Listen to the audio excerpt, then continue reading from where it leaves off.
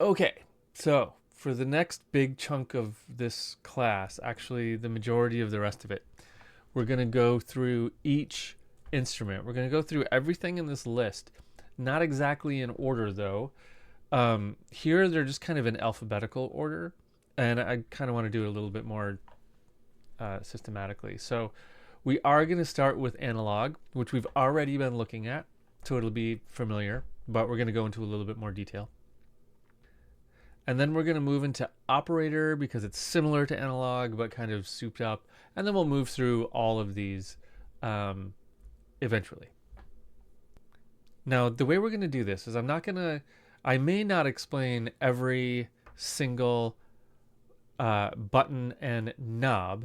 If there's a button and knob that you're dying to know what it does and I haven't talked about it, just remember to turn on that info view to get that little box down here. You can even just hit this little button and it's going to show you those things. So even if there's a parameter I don't talk about, it's there in that info view for you. However, I am going to talk about most parameters.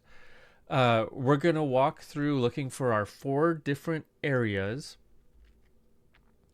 That's the oscillators, filters, envelopes, and amplifier. And then we'll also kind of dissect and look at some presets, design some sounds of our own. I'll share some files with you and show you how you can save your custom made patches and share them with people. Okay, there's also a few Max for Live devices hidden in here. You can kind of tell by the icons. All these DS instruments are Max for Live devices. We will be looking at those in this section. I just want to point out that these are Max for Live devices, but we'll talk about them. There's actually a few more Max for Live devices that are not in this list that are worth talking about as instruments, one in particular called the granulator. So we'll talk about that near the end of this class too.